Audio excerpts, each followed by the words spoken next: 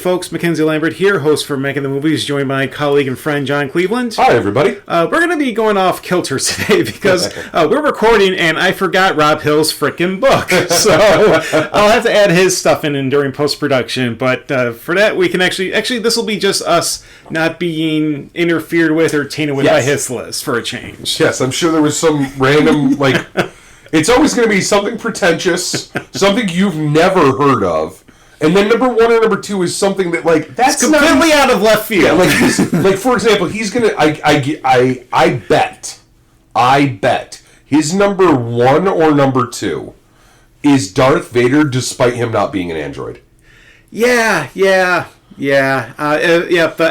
on it, yes. The subject for this this specific recording here is going to be for our androids. Yes, and we had to just make sure we had I had my bases covered. Yeah. I got it. Don't you? No, I got a mouse in your pocket. I got it right.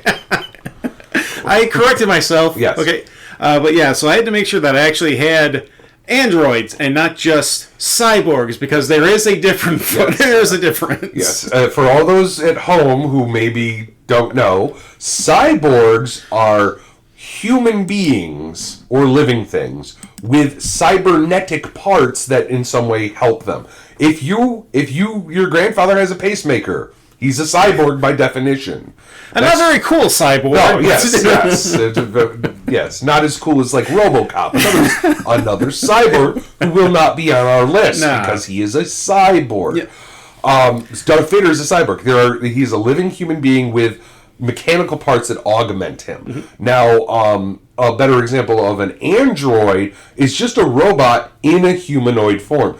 Technically, if you made a robot that out of your microwave and it just looked kind of human, you had a body, arms, legs, that's an android. Mm-hmm. Now, what counts as a humanoid form versus not is an arguable point.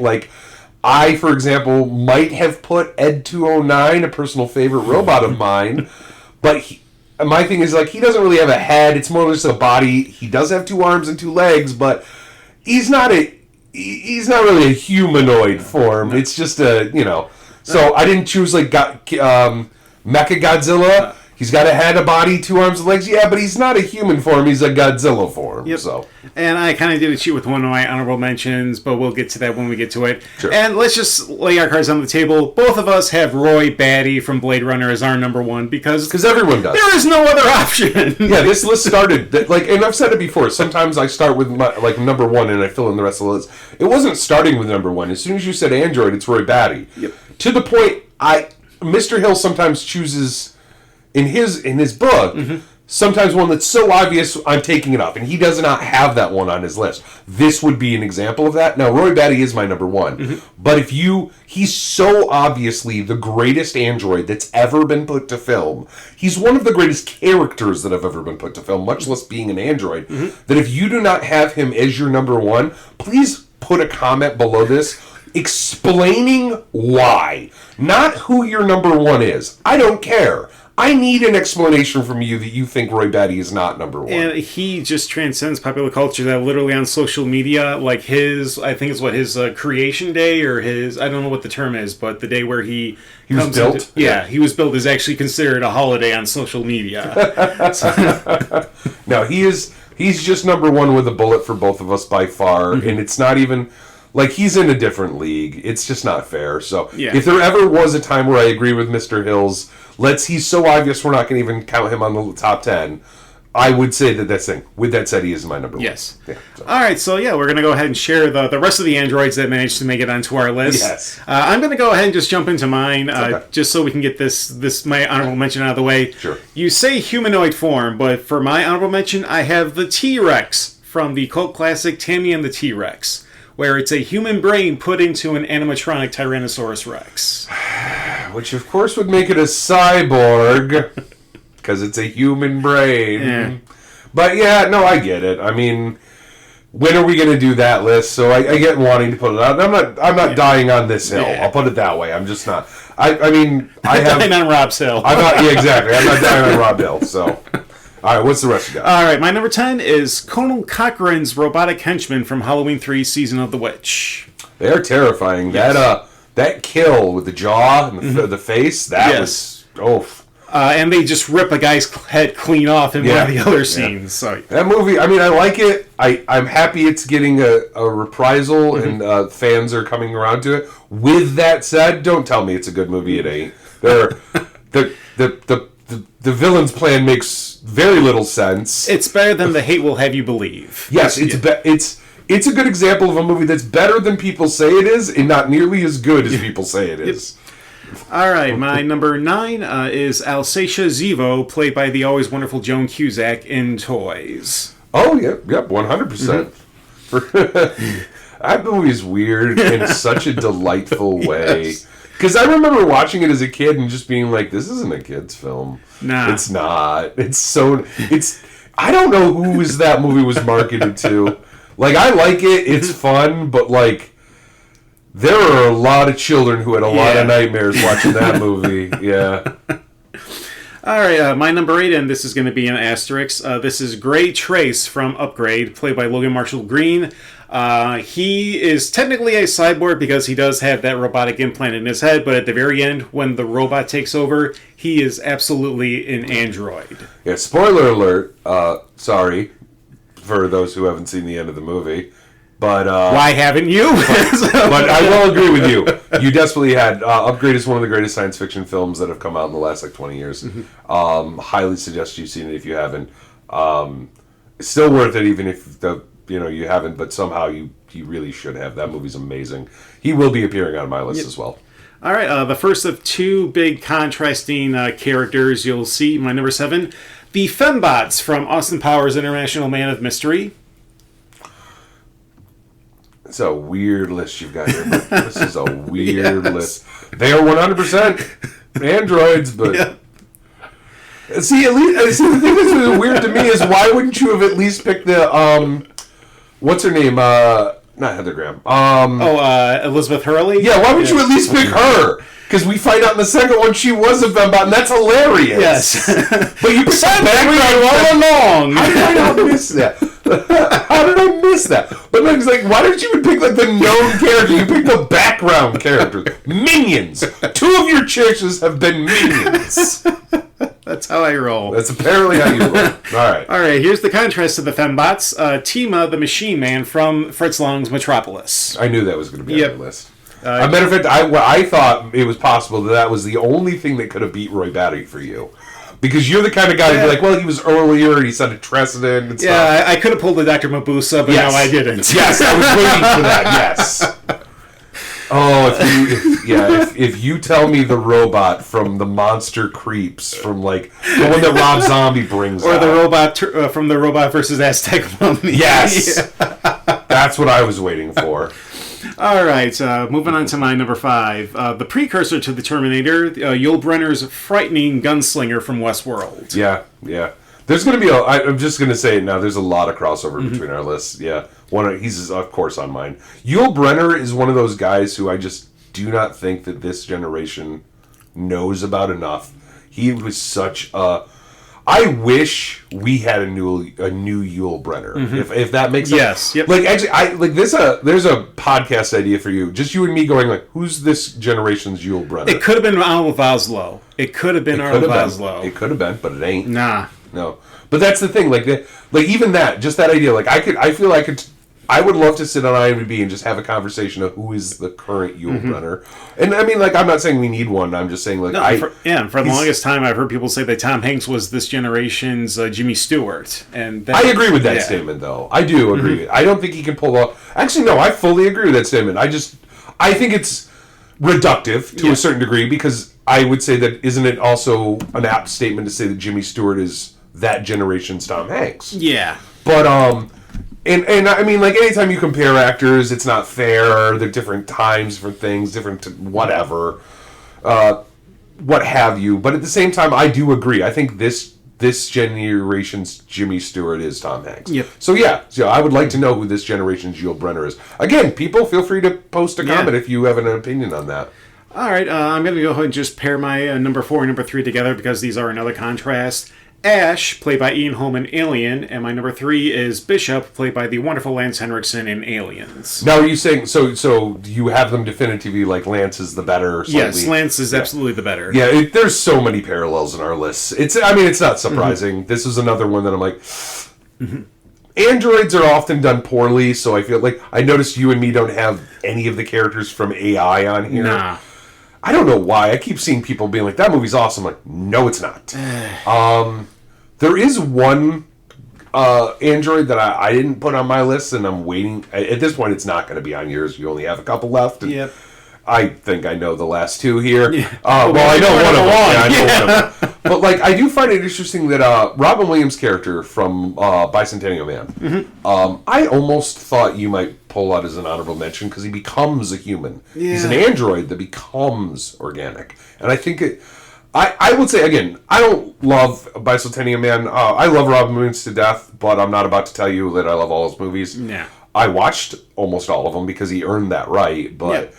Yeah, Bicentennial Man was just a bit too long, but I think it was a very compelling story, a very interesting story. Yeah. So, and there are obviously other options. But. And yeah, I mean, Ash was really more of just a plot device, whereas Bishop is actually like a full-fledged character. Yeah, and it's true, but at the same time, I will say that, like, because I have them both on there, and I struggle to figure out which one goes where, because also, but Ash is a surprise. Mm-hmm. Yes. Like a true surprise. Yeah. Like, you do not see it. Anyone who says that the first time they ever see that movie knows it's coming is bullshit. Yeah. So I will agree with that, yeah. So I think that there's something to be said about that being more... Because once Lance, it becomes very clear, they telegraph it and stuff. I do think that Lance is a better, but I also know that I'm a huge Lance Henriksen fan, so it's a little hard. I think he's more intrinsic to the plot. I think he has a better character arc and stuff. But at that same said, that surprise, man, there's something to be said about that. Mm-hmm. So, either way. For this one, it's not just... I'm going to cheat with this one. It's not just one movie, but it's the franchise, and it's the T-800. Just because, not just the end of Terminator 1, but you also get that amazing intro in Terminator 2, where you see the future war. Yeah. So, and for, again, you called it out already, but I will say that, well, he's a cyborg. He's covered in organic parts, but yes, at the end of the movie, we know it's just the robot underneath. That the cyborg is a facilitator for the plot and to ease the concept of an actor playing him. Yeah. And the use of the living organic tissue is just a way for them to actually use the time machine mechanism that gets them into the past. Well, it's a plot. It's a plot device. Though I would like to, and I always have to say this: I love me some T2. Do not get me wrong. The T1000 does not have that skin, and so the entire premise of the time travel falls apart. Which is a good example of even good movies can have major plot holes that no one talks about. Yep. So it just. I always like to bring it up because people don't talk about it. No, I didn't even think about that one myself. So no, that's a good call. Yeah. And then number 1, Roy Batty, because no other choice. No other choice. Okay, well, good list. And again, this is basically almost not a repeat, but I think I have 2 different choices than you. Okay. And then everything else might be in a different order, but yeah. Right. So for honorable mentions. I had to call out Solo, played by Mario Van Peebles in the movie Solo. Okay. It's a decent actioner from the early 1996. I'm trying to think. Couldn't you also apply Soldier with Kurt Russell? He's genetically altered and raised in a thing. Soldier, you mean Blade Runner, the Blade Runner sequel, right? Yeah. Because just for those who don't... Because we're spitting facts now. Soldier is a sequel to Blade Runner. Soldier, and this isn't... But with Kurt Russell... is a sequel to Blade Runner. It happens in the same universe. Look it up. I'm serious. All right. But no, he is there's no cybernetics. He's basically, think of a Spartan soldier. He's been raised, his entire lineage has been home to it. The premise in that one, of course, is they're being replaced with genetically modified soldiers. Okay. And then that's generally how the premise of that movie goes. All right, so anyway, Solo. Good movie if you've never seen it, worth checking out. The Machine from 2013. Great android in that. The chick, I never remember her name, sadly, because she's great in this, but the girl who is White Canary in the DC TV shows. Oh, I have no clue what the DC shows. So. Yeah, I get it, but she's in it. She's very good in it. Automata with Antonio Banderas is very good. It's a not, I don't want to say post-apocalyptic, but World War III happened. There's giant areas that are just irradiated. Cities are giant walled areas with the last survivors. Basically, just squalor.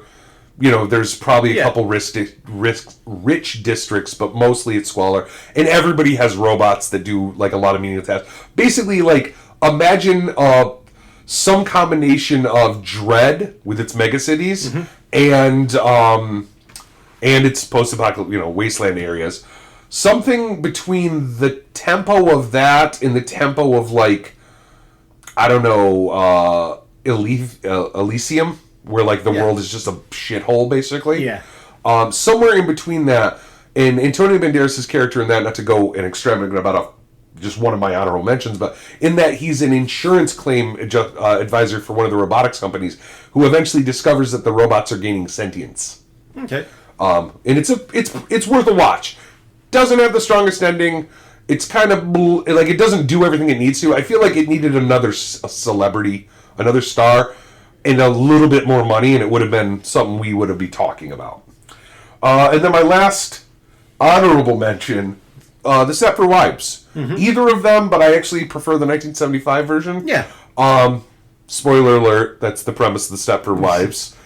It's a 1975 movie that's been remade like 5 times. Yeah. Sorry if you don't know that they're robots. Yeah. And I like the idea that roboticism is somehow an allegory to like the Mother's Little Helpers. Yes. And each version of The Stepford Wives, much similar to remakes of Invasion of the Body Snatchers. Yep. It's an allegory for whatever the common thing. Like the more recent one with Bette Midler and Christopher Walken is actually more a allegory of like feminism is in general and how it being trapped in the male dominated society.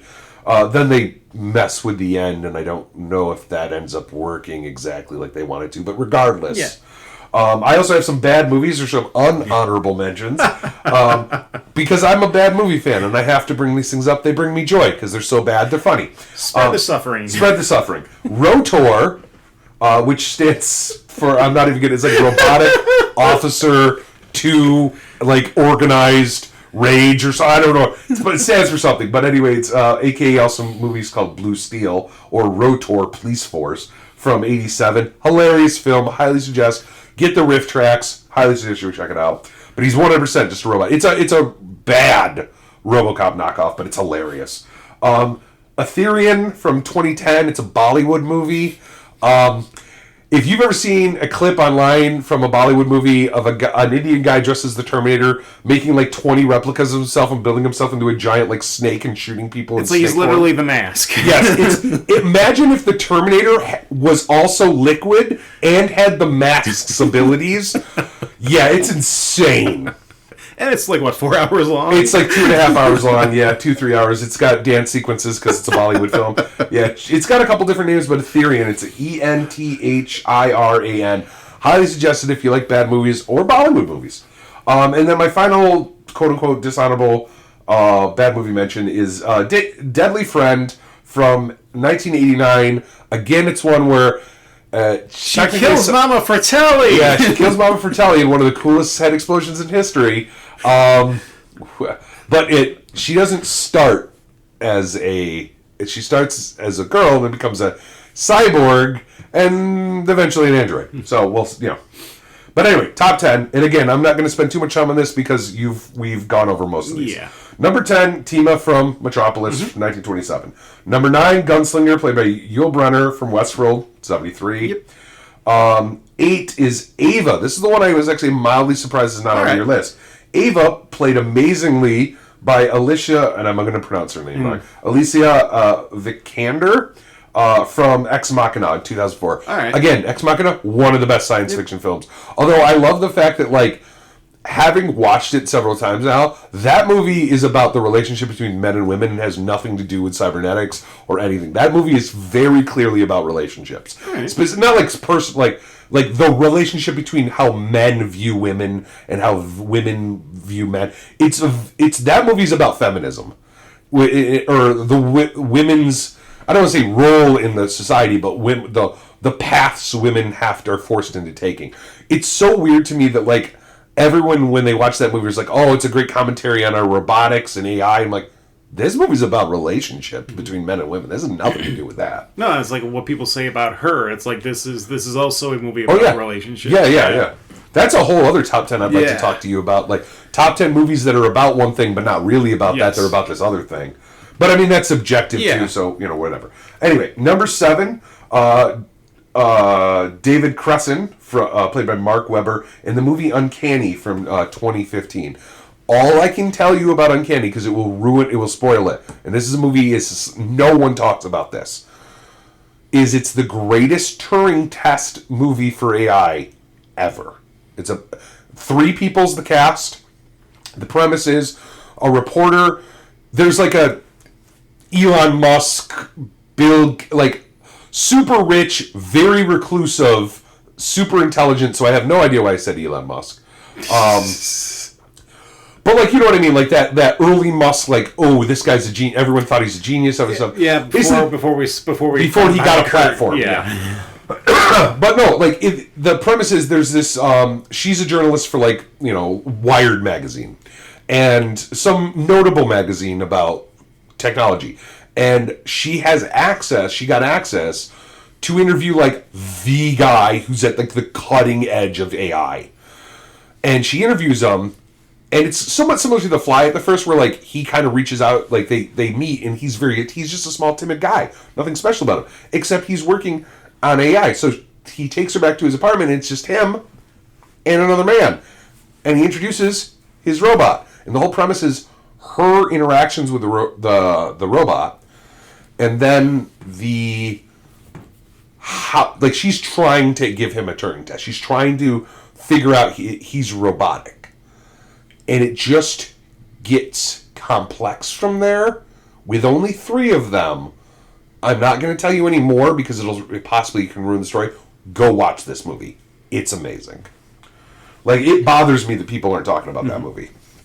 Number 6, it's a tie. The T-1000 and the T-800, Robert Patrick and Arnold Schwarzenegger from Terminator 2 Judgment Day. Mm-hmm. I'm not going to say Terminator 1 because although clearly, yes, at the end, he is the thing and he's menacing and it looks awesome and stuff. But they are just doing so much better work in T2. And yes, you could argue with me, T2, Arnold's a cyborg the whole time. He's not because of the skin thing. Sure, then just take his character from the end of Terminator 1 and take Robert Patrick's for the end of Terminator 2. If you're putting a gun to my head, Robert Patrick is going to have to be the one to take it. But. And just, if you want to talk about, the perfect example or the perfect case for animatronic effects, just look at that opening in Terminator 2. Yeah. I mean, Robert Patrick didn't blink the entire time he's on camera because he's like a robot. Robots wouldn't blink. So he trained himself not to blink. It's what actors will do. All right, top 5. It's one of 2 I'm not going to call exceptions on the list. It's just, hear me out, because it's an anime, so this is not a thing, but that doesn't change anything. I am going to get her name wrong, though, because I just called her The Major. The Major, Motoko Kusanagi, apologize if I probably said that right. She's a character I love, and I don't know how to say her name, because I just call her The Major. I apologize. Voiced by Mary Elizabeth McGlinnan from the Ghost in the Shell standalone complex, the anime TV show, the anime series from 2002. I don't have a problem with the movies. I just prefer the show. I like the voice actress and the stories. But she is an android. She has no human parts anymore. And if you've watched Ghost in the Shell, you know she's amazing.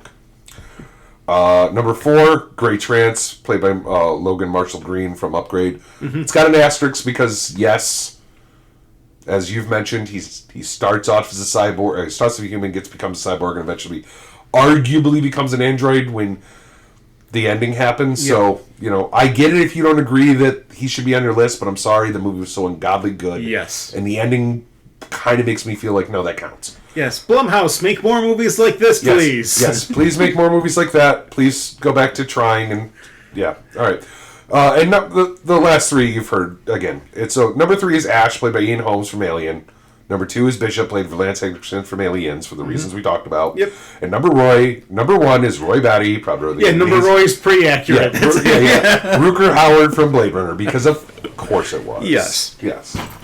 All right, so those are our selections for androids. You might want to do your research first before you offer any suggestions. But I am interested, because I know there's androids. Like, somebody's going to be like, oh, what about blank? And I'm like, oh, that's right! Yeah. Yep. So I know I'm missing some. This list is definitely one where I'm going, oh, I'm waiting for that one that I'm like, how did I miss this? Yeah. So, do your research, but then again, don't be afraid to offer suggestions as well. Absolutely. And actually, let us know if you're interested in us doing one in top 10 cyborgs. Yeah, cyborgs, or I like the idea of allegory in film, like something that's presented as one thing, but it really is representing something else. Yeah. And you get that a lot with the cyborgs and the android stories. So. All right, so on that note, we're going to go ahead and sign off on this installment. This is Mackenzie Lambert. And John Cleveland. Have a good night, folks. Bye.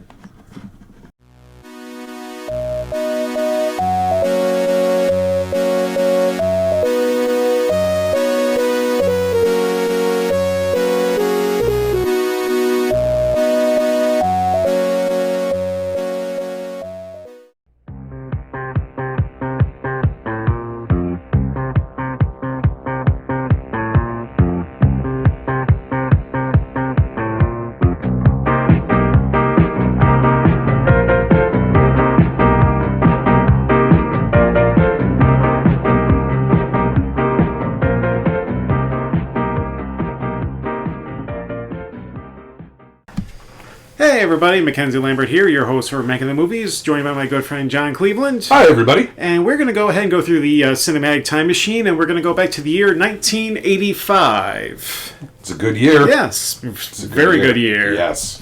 Alright, so we're going to go ahead and share our honorable mentions, then we'll go into our main 10. I'll probably go ahead and hop on first. Okay. For my honorable mentions, I have Joe Dante's The Explorers. Awesome movie. Fun little space exploration film.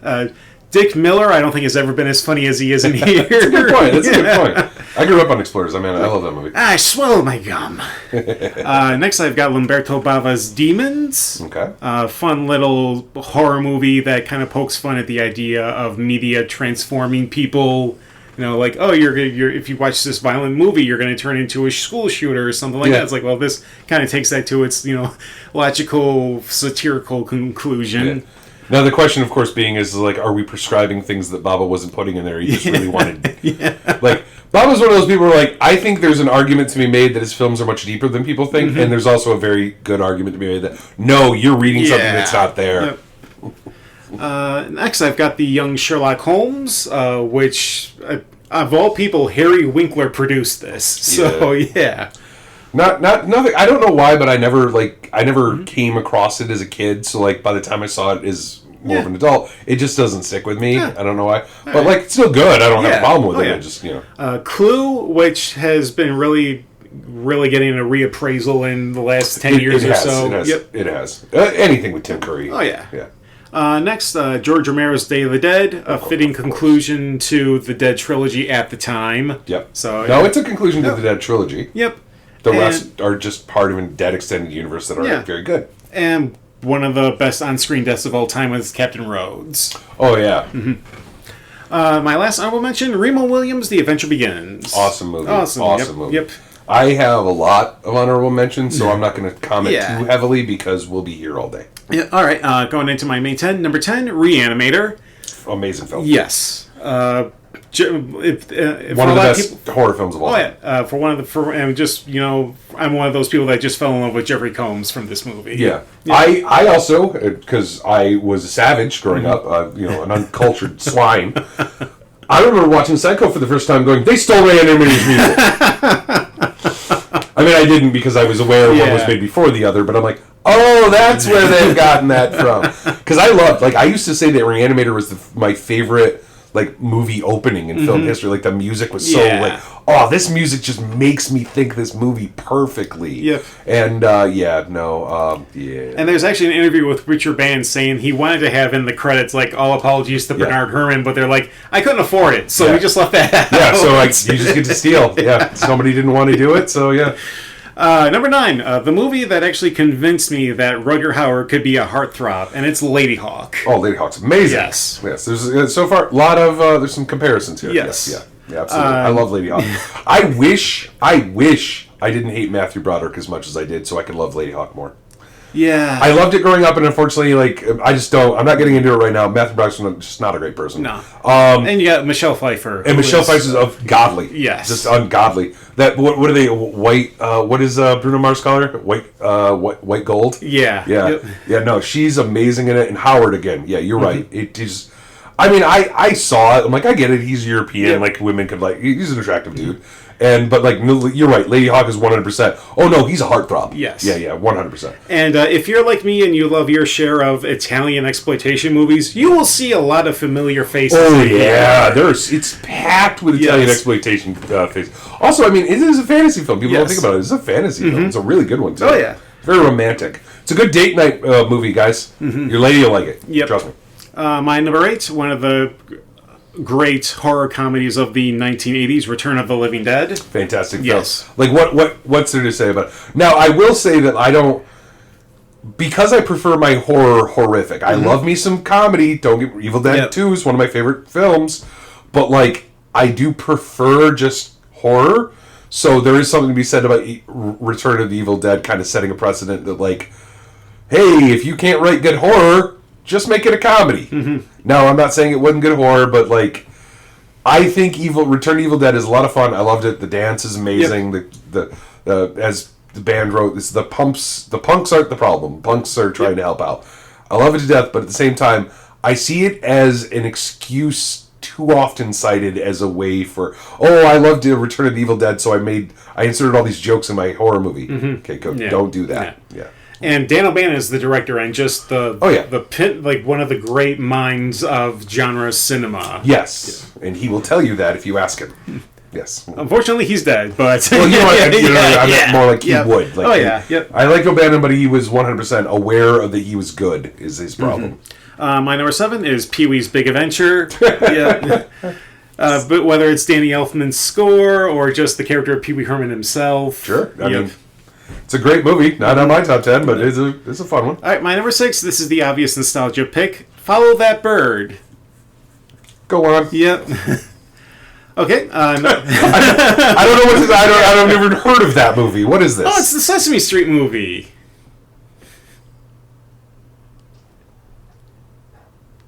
What do you want me to say? Okay, moving on. I didn't realize Sesame Street had a movie. I just watched the TV show a couple times as a kid. I mean, I love me some Sesame Street. Don't get me wrong. I just didn't know they made a movie called Follow That Bird. All right, number 5, Terry Gilliam's Brazil. Not even going to talk about the bird thing. You're just moving past it. Okay, we're talking about... Coincidentally, also a bird movie. Yes. And just 1984 meets Monty Python. Yes. Brazil is one of the best. Yes.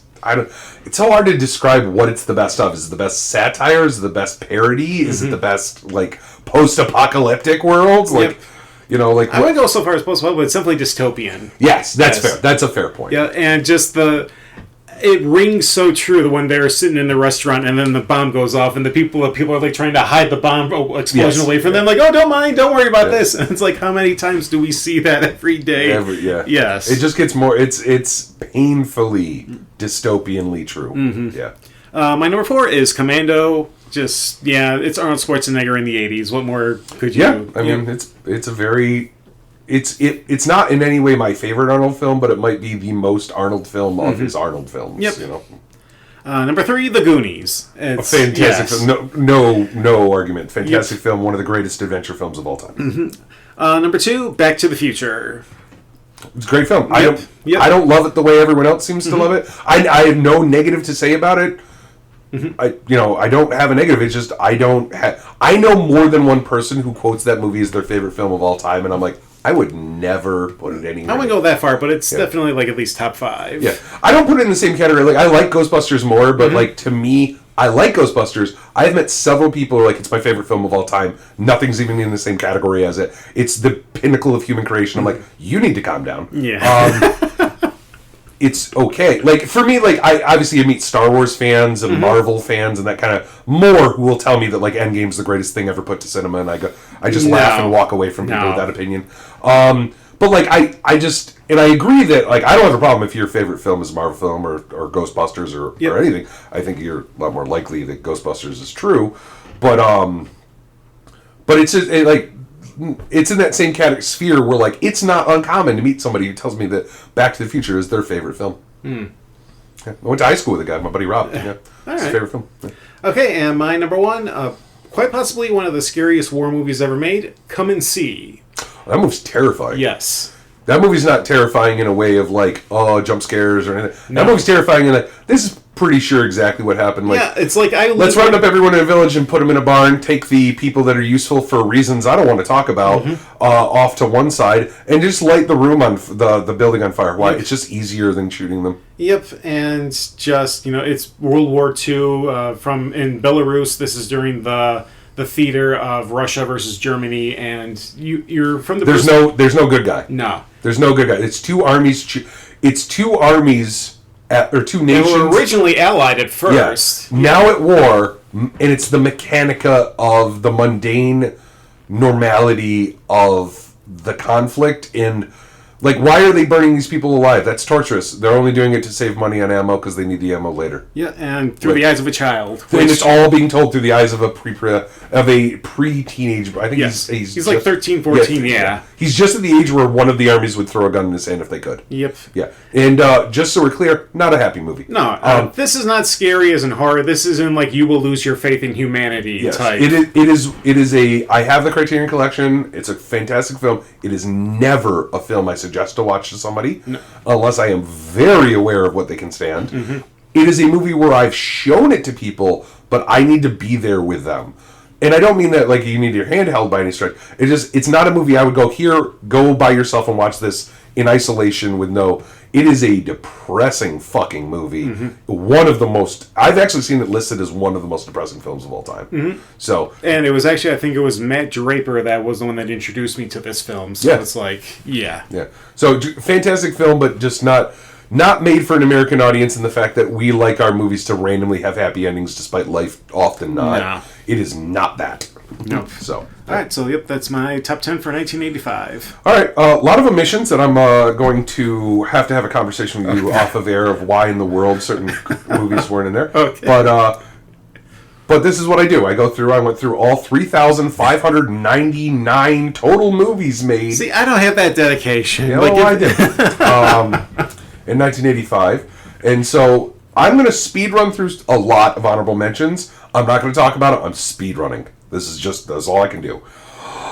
So, Explorers, Brazil, Real Geniuses, The Jewel of the Nile, Flesh and Blood, Back to the Future, The Breakfast Club, Come and See, To Live and Die in L.A., Clue, Pee-wee's Big Adventure, Summer Rental, Weird Science, Mask, not the one with Jim Carrey. No, the one with Eric Stoltz. Yes. Yeah. The Color Purple, Witness, Commando, Fright Night, Teen Wolf, National Lampoon's European Vacation, Return to Oz, Mad Max Beyond Thunderdome, Just One of the Guys, Cocoon, Ran, Rocky IV, A Nightmare on Elm Street 2, Freddy's Revenge, A View to a Kill, Once Bitten, Pale Rider, Silver Bullet, Vision Quest, The Black Cauldron. By the way, if you've never heard of Vision Quest, unless you wrestled in high school, no one on earth has ever heard of it. Or a gigantic Madonna fan because it's one of those random movies that is like featuring her new album thing. But like it's just a high school wrestling movie that no one on earth has ever seen unless you're a high school wrestler. Disney's The Black Cauldron, Friday the 13th, A New Beginning, Phenomena, Police Story, Enemy Mine, Cat's Eye, The Emerald Forest, Subway, Yes Madam, Baby, Secret of the Lost Legend, The Bride, Warning Signs. I also have a bunch of bad movies. Because, again, we've talked about this. I love me some bad movies. There are a bunch of good bad movies. So bad they're good movies. They came out in 1985.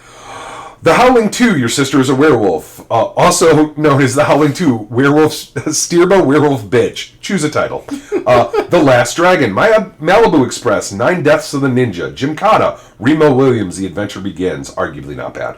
The Stuff, Demons, No Retreat, No Surrender, Creature, Life Force, Police Academy 2, Their First Assignment. That's all one word. They're all one title. Yeah. Red Sonja, House, or Hose, or Hoso, whatever you pronounce it. Barbarian Queen. Wait, the Japanese haunted house? No, House. It was a joke. Okay. Yeah. Barbarian Queen, American Ninja, Death Wish 3, my Science Project, which is, by the way, a sci-fi film that not enough people talk about. Transylvania 65000, Evils of the Night, which is horrible. The Adventures of Hercules, which is hilarious. Crime Wave, which I have no idea how you didn't point out. The Dark Power. I'm trying to stick with. I appreciate. I know you like Crime Wave. I appreciate Crime Wave for what it tried to do. Okay, that's fair. Now, I was going to say, it's not super successful, but I get it. Yeah. I'm just surprised you didn't talk about it. So anyway, The Dark Power, Massacre in Dinosaur Valley, Biohazard, Wizards of the Lost Kingdom, Night Train to Terror, which is a hilarious anthology of bad movies. Alien Outlaw, Miami Super Cops, which is another one I'm surprised. Bud Spencer and Terrence Hill, yeah. Making Contact, Pray for Death, Star Chaser, The Legend of Orion, Zone Troopers, which is an old school weirdo movie that if you know Zone Troopers, you and me are probably going to be friends. Pulgasari, North Korea's only kaiju film with a messed up history. Isn't that the one where they abducted an actress? Correct. Yeah, and they abducted South Korea's one of the best known actresses, and her ex-husband, who's one of their best directors. Yeah, messed up movie that weirdly, if you watch, ends up kind of being anti-North Korean in a weird way. It's interesting. It's worth a watch. It's now you can get it. It's out in the ether somewhere. Tenement, which is a exploitation / grindhouse / bad movie that I think needs to get a reappraisal because it's all about people bonding together to fight evil corruption in their slums. Okay. It's a movie that I've heard it's getting a little bit more of a critical reception. Blood Tracks, Blood Debts, the weird combo there. The Strangeness and Confessions of a Serial Killer. There's also, of course, the Chuck Norris movies from that year. Invasion USA, Code of Silence, Missing in Action 2. He did 3 fucking movies that year. That's canon. Yeah. So, those were all honorable mentions. Some nowhere near my top favorites, just I thought I needed to bring them up. Yeah. Others right in there. My top 10. Better Off Dead. One of the best comedies of all time, in my opinion. At least my favorite. I'll say that. Not the best, my favorite. Every time I rewatch that movie, I find a new part I love. And that is rare in film. John Cusack's best film, second best film. Number 9, Day of the Dead, because I think that it was originally maligned, but I always loved it. I never said it was my favorite of the 3, but it's my second favorite. Okay. And I think Rhodes kind of is... People are talking about it now and have kind of gotten to the concept that I think people are giving it the reappraisal and realizing it's as good as the other 2 in the original. Number 8, though, with that said, and I did critique it earlier, but still... Return of the Living Dead is a better film. Yeah. It's more interesting, takes the zombies in a new direction. First time the zombies cared about brains, which is basically... It's funny because zombie horror movies almost never care about eating brains. Zombies and everything else only care about eating brains. It's interesting. And actually, I will say now, The Walking Dead kind of changed it back to the old school where they just want to eat you. But eating brains is an iconic feature of zombies, and this movie has invented it. Oh, yeah, and what was I wanted to say about... What did I want to say about Return of the Living Dead when you brought that up? Yeah, it was around this time, too, that medical scientists were actually studying endorphins. Yes. And so now that makes sense why they would eat brains. Yes. Number 7, a highly underrated film, but unfortunately you can never remake it, even though they tried with Russell Brand, and that failed because both Russell Brand's just not funny. I'm very happy I can... He people don't like him now, and I can honestly be like, you should have never liked him. He's never been funny. Mm-hmm. But Brewster's Millions... Okay. Is an amazing film. Richard Pryor? Yeah. Goodman's in it for a hot second too. Okay. Yeah. But and actually, that's actually a popular Mark Twain story. Yes. Yeah. Because then you've got A Million to One with Paul Rodriguez. Yep. Yeah. Basically, any story where somebody inherits a bunch of money and they have to spend all of it to get more money. Mm-hmm. And the idea of it's just a retelling of a way to make it sure that money's not going to buy happiness. Yeah. It's just not. But I love it. I love it today. Yeah. But like I know when I watch it, me and my friends would all I'd show it to them, and then we're like, "What would you do with the money? Like, how would you do?" Now it would be like, it has to be versions billions, and I could spend $1 billion in a day. Mm-hmm. The internet allows it. I could just go on Amazon. Yeah. So you'd have to make so many convoluted rules that person couldn't just buy shit online. Yeah. They couldn't do this. They couldn't do that. And it would just end up being not funny anymore. So I don't know if the concept can work anymore. Yeah. Though, honestly, you could be creative and come up with something. But I love that movie. Highly suggest it. Not Pryor's best work, but very close. Yeah. Number 6, Godzilla 1985. Yeah, with Raymond Burr. Yep. Yeah. It's the movie... So, it's not the first Godzilla movie I ever watched, but it was the first movie I watched that made me realize I loved Godzilla. Because it remade him scary again. Yes. And then that made me go back and evaluate the series, and I fell in love with it. And I am a gigantic Godzilla fan. I've even said if I get a tattoo, one of the first tattoos I'm getting is Godzilla. Like, that's how much of a Godzilla fan I am. So, very, very good. Not my favorite Godzilla movie, but very good movie. Number 5, top 5. You've heard almost all of these already. Actually, no, just realized you've only heard the next 3 you've heard. So, I won't spend too much time on it. The Goonies. It's one of the best adventure films of all time. Yep. If you're a kid, you need to watch The Goonies. Period and sentence. It's a part of growing up in this country. I honestly believe it's one of the few films that every person who wants to experience America needs to see. Yep. It's not tied to being an American, and it weirdly is a very good culmination of a bunch of just, this is our society. And I don't even think it's tied to America. I think if you're Canadian, you can look. I think any civilization can. It's, it's outside of that. It's just a great story. And as a callback to, I had it listed as one of my favorite monologues with Chunk's confession. Oh, yeah. Number 4 is Lady Hawk. Maybe it would have scored a little higher, again, if my struggling with Matthew Broderick, just not a big fan. But great Sword and Sandal movie. We talked about it already, so I won't bore you. Sword and Sandal, that's more of like sword sorcery. So Sword and sorcery. Yeah. Is there sorcery? There's no sorcery. It's sword and sandal. Sword and sorcery means there's magic. Sword and sandal means there's not. Them turning into animals during different times of the day considered magic? Oh, you know what? That's true. Yeah, I guess. I always saw it as a curse, but you're right. Also, because it was cursed by... No, they bring up that he's dark powers. So yeah, you're right. Sword and sorcery. Yeah, that's fair. Yeah, but regardless. No, yeah. It's a nitpick. I'll admit to that. But no, you're right. You're right. There's a difference between one has magic and the other doesn't, and you're 100% right. And then number 3 is Reanimator, as we were talking. One of my favorite horror films of all time. Just a fantastic film. This is another one. Looking at this list is in the order I want it to be in, but... maybe it's just because of the order of last time I watched these movies, because I think Reanimator deserves to be number 3. Yeah. Okay. Number 2, and these two you didn't say, and I'm surprised. Okay. Volunteers with Tom Hanks, John Candy, Honestly, I've never even heard of that. Oh my God. Okay. Okay, as soon as this is done, we're watching Volunteers. That's absurd. It's one of the greatest comedies of all time. Okay. It bothers me. Oh, wow. Okay. You don't even know who Tom Tuttle is. He's America's son. Okay. All right. Anyway, number 1 then, Legend. Oh, okay, yeah. All right, yeah. I will... Legend's the most beautiful film I've ever seen. Yep. And just Tim Curry in that devil makeup. Good Lord. Tim Curry in the devil makeup, the atmosphere, the music, the set design. Tom Cruise before he lost his mind. Tom Cruise when he was trying. That's not fair. Tom Cruise always tries. He's a lot of things. A bad actor isn't one of them. He's not a great actor. He's just not a bad actor, and he always tries. They can't take that away from the guy. But no, yeah, it's a phenomenal film. It's got maybe one flawed scene, and it's only a flaw because of, I assume at that point, the effects were just, I'm sorry, we have no more money to make it work. But no, the whole movie's amazing. The characters are amazing. It's the most ethereal, fantastic, fae, mysticism film that still makes it seem like a reality to me. I love it to death. It's just a fantastic film. And again, I think it's probably the most beautiful film I've ever seen. Oh, and Ridley Scott too. Yeah, Ridley Scott. Just amazing. But yeah, so that's my list for 1985. Oh, no, it's all good stuff right there. So yeah, I'm actually looking forward now to checking out Volunteers. We're watching that. Yeah. Yes.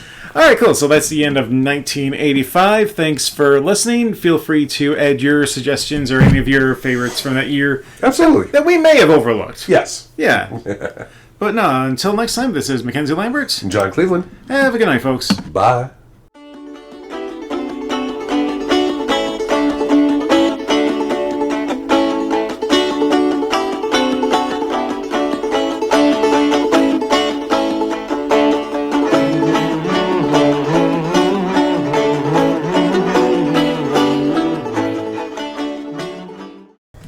Hey everybody, Mackenzie Lambert here, host for Making the Movies, joined by my good friend and colleague John Cleveland. Hi everybody. We're going to go ahead and do another installment of Character Actor Corner. Previously, we had the one and only Randall Tex Cobb, thankfully one and only. Yeah.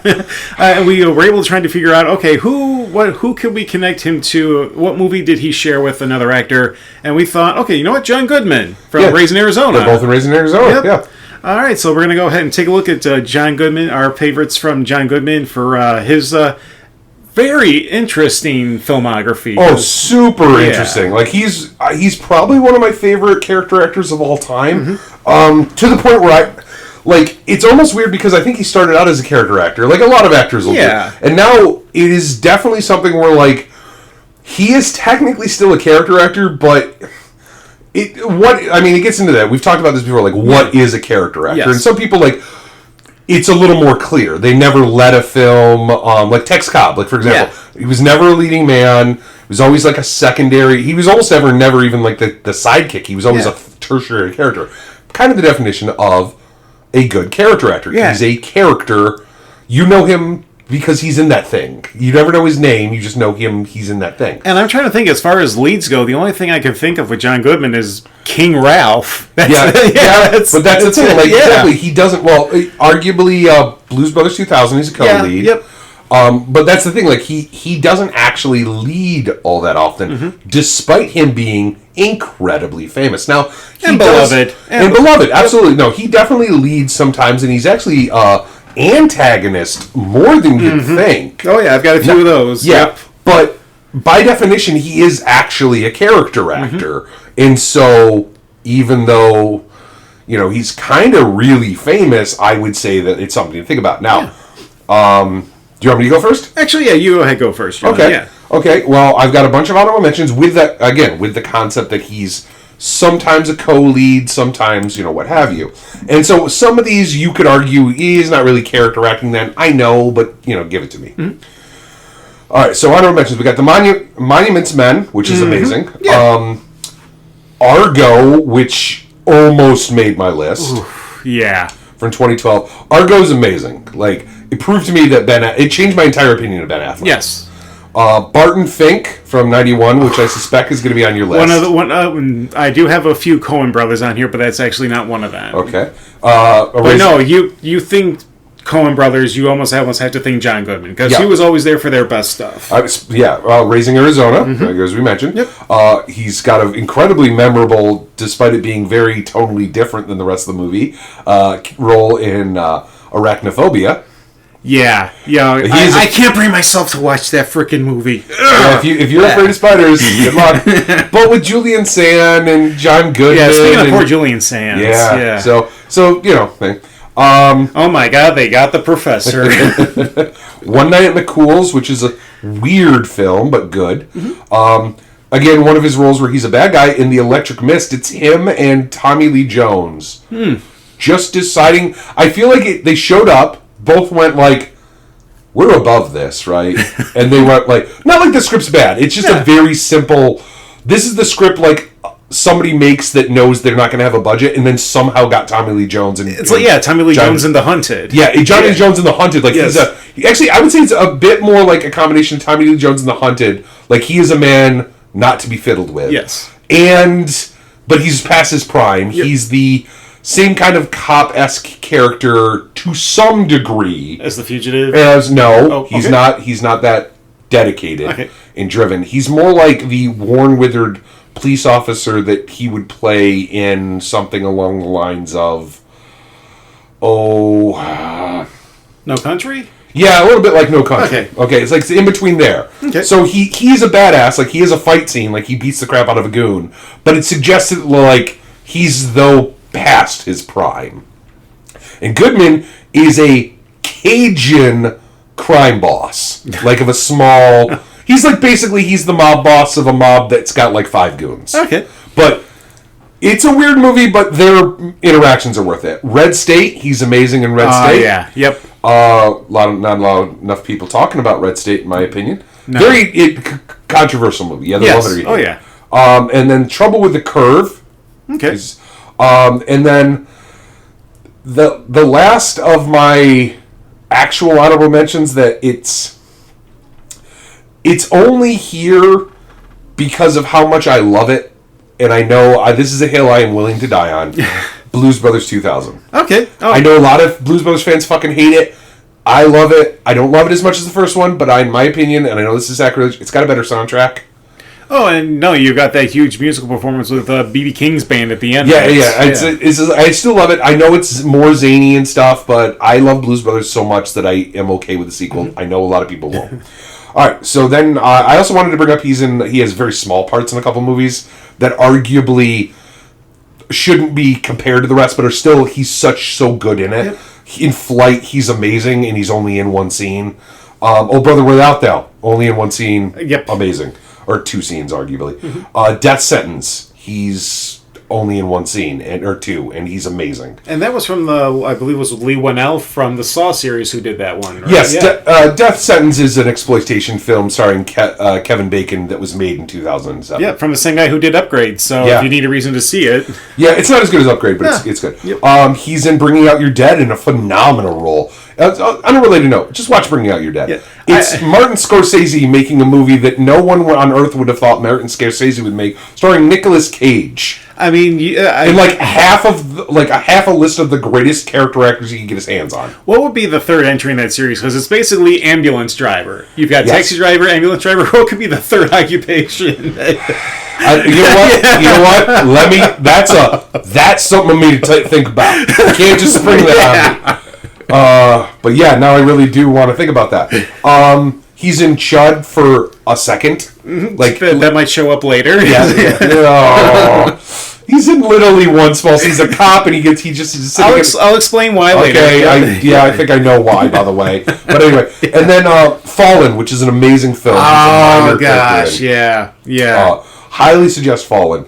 Even though he's a small role, highly suggest. He also, it's pointed to, he does great voice work. Yep. Emperor's New Groove, which is one of my favorite animated things of all time. Father of the Pride, which was a TV show, short-lived, hilarious. If you've never had a chance, highly suggest. If you're roughly mid-30s to late 30s, early 40s, highly suggest it's our humor. I'm just going to let you know.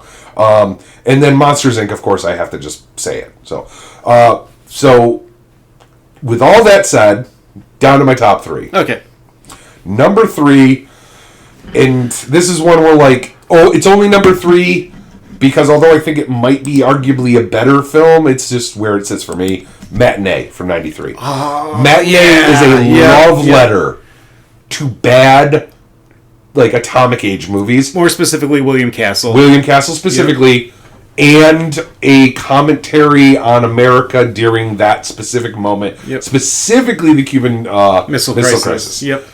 If you're a fan of cinema, Matinee is required viewing, in my opinion. It's not as good. I'm not about to try to say this, but if you're someone who's ever said that Paradiso, Cinema Paradiso. Cinema Paradiso needs to be one of your favorite movies if you're a fan of cinema.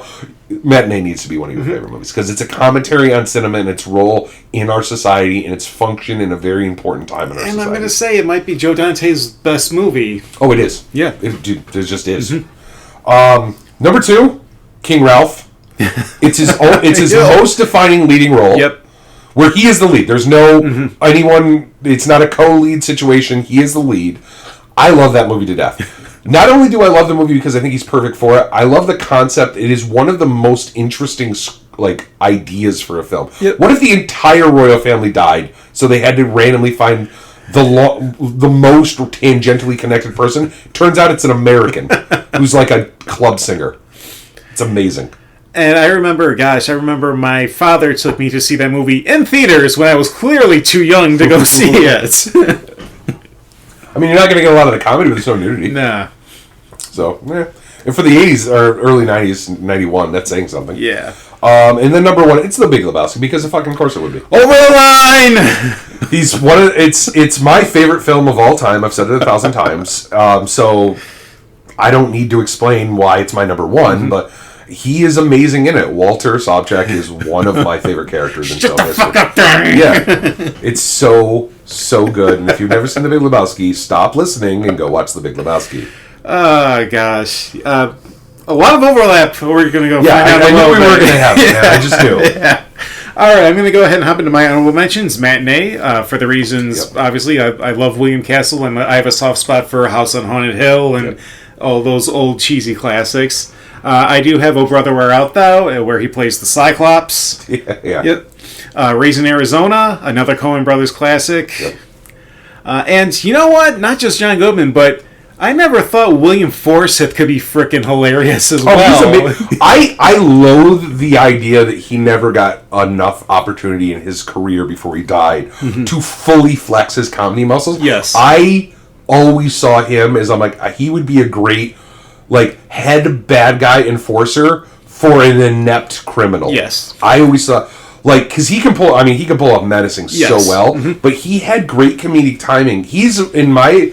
I'm not going to say he ever deserved an Oscar. I'm not trying to tell you that, folks. William Forsythe is one of the most underrated actors that never gets talked about. Yep. I do hear people, William Forsythe's good. Yeah, no, he's better than good, but you know, unfortunately, you know, he never got an opportunity. Yep. My next honorable mention, 2 TV shows, just because he was such a huge cornerstone of these shows, Roseanne and The Conners. That's fair. Yeah, it's important for his career, so I'll give you that one. Next, probably the only voice acting performance I have, the only voice acting performance I have on here is Monsters, Inc. Emperor's New Groove, man. I don't know, him and Billy Crystal, just that. I don't, and I don't know, like, I don't know why, man. Emperor's New Groove is just amazing. Yeah. And I will say, though, like, it's not because of him. It's because of other things around him, but he's still, Yeah, but no, Billy Crystal's just a great off of anyone, really. Yep. So. And my last honorable mention, Red State. Really just Kevin Smith's most underrated movie, and I wish he would just try once more to make this type of movie. Yeah, he's not going to, though. Nah. No. All right, now on to my main 3. My number 3 is 10 Cloverfield Lane. Didn't like it. I liked it just because this is probably the scariest I've ever seen John Goodman, and when you've got him in that underground environment, and he's just this hulking monster of a human being in this small area, that ratchets up the I don't think it's a bad movie per se. I don't like that it's weird that the ending was just, I hated the ending. It should have just stopped it right. They should just stop need it. Out. It just didn't need, like, the idea that this man is thinking that this is happening. Yeah. And is starting to, because the ending makes everything he did valid, and that's not fair. Yeah. That's not the story you should be telling. Yep. Because that's the problem. That's the problem I have with that. At the end, someone forcing you to do something against your will that can go to the extent of, he never physically harmed them per se. Well, like, no, he definitely did. He was psychologically breaking them down. Because an old, powerful white man is right. And I don't think that that's the message you necessarily need. No, he was a sexual predator. Yeah. So I unfortunately cannot like that film. No. But it's about the performance for me. Yes. No, performance-wise, very good. It's the film I struggle to separate stuff like that. Fair enough. My number 2 is Fallen. It's amazing. Yep, and it's one of my favorite lines is, someone's playing with my dick and it isn't me. That's Fallen is a movie. If you like slow burn horror, you need to watch Fallen. Yes. Now, if you don't like slow burn, don't watch Fallen. And there's no shortage of other great character actors in the movie. You got James Gandolfini before he was anybody is in it. He was no one. In that movie. Yeah. You got Elias Koteas, who I always enjoy. He was in. Who else? There's Donald Sutherland, who is. Yes. Yeah. I was going to say, you also for a minute you have what's his name from all the LA Laws SCIs and all that stuff. He's in the very beginning. Same guy who played in William Peterson? In Ninja Turtles, he played Casey Jones. Yeah, that's Elias Koteas. Yeah. Oh, that is. You're right. I always forget his name. Yeah. Oh, no, that's all good. Yeah. All right, and my number 1, The Big Lebowski. Because, of course. Yeah. It's as much, I gotta say, sure, the dude is a cool character, but he's got to have someone like John Goodman's character to play off of. Everybody in that movie is amazing at their character. Mm-hmm. I mean, yeah. Philip Seymour Hoffman is considered one of the greatest actors of all time. He is a small, minor character in that movie. Think about that. But he's in one of the funniest scenes with Tara Reid. Yes. Fred can't watch, though. It has to be 100. No, that movie's amazing. If you've never seen it, just do so. And it's one of the fond memories I have with going to the movies with my dad, because I'm familiar with the Coen brothers. He wasn't, but all I remember is just him laughing his ass off when he drops the doobie while driving. Oh, yeah. And then just gets in a car accident. It's the most... Yeah. But the car... I mean, just... Do you see what happens, Larry? I mean, like... I'm not going to say anymore. Just, like, that whole bit. Like... Do you have any leads? Yeah! Leads! But no, John Goodman in that is as Walter Sobchak is amazing. So Shomer Shabbos! You want to toe? I'll get you a toe. I also really enjoy nail polish. I also really enjoy. He's correct at all points. Yes, he's never wrong in that movie. Because like if you've watched it as many times as I have, you can take it from perspective of like I've had opportunity to go through and be like, okay, I'm just paying attention to Walter, what he says and what he does, and so he is 100% correct all of the time. Basically, it's kind of like Harry. And so you can see why he's angry. Yeah, because every day he tells these idiots he hangs around with what to do, and they don't do it, and he's right. However, when he's wrong, he's very wrong. Oh, he can walk. Oh, yeah, yes. I've seen Spinal Dudes. This guy can walk. No, Walter. Let me put him in his chair again. Oh gosh, fantastic! This might actually be my personal favorite of what we've done so far in Character Actor Corner. Just we get to talk about the Big Lebowski. Yes. So, again, I've said it. John Goodman's one of my favorite actors of all time. So, all right. So now for the next connective tissue, we're gonna. I was thinking, who could be someone that we can pair this off with, and you and I, we kind of have a soft spot for Chud. And John Goodman has a small part as a cop in that. Yes, as I mentioned, yes. So I figure, you know what? Daniel Stern. Okay. Yeah. I'm like, Chud's full of character actors. Yes. Where are we going with this? Yeah. Right. We're getting the dad. Don't worry, I got to wait for us to loop back around to John Hurd one of these days. So. Well, spoiler alert, we're doing Daniel Stern. I think I know a movie they're both in that's not Chud. Nope, but we'll get to that mountain when we get there. Daniel Stern's another great character. So yeah, next time we'll go ahead and we'll do Daniel Stern. That should be another fun one for Character Actor Corner. Well, rock on. All right, so until next time, this is Mackenzie Lambert. And John Cleveland. Have a good night, folks. Bye.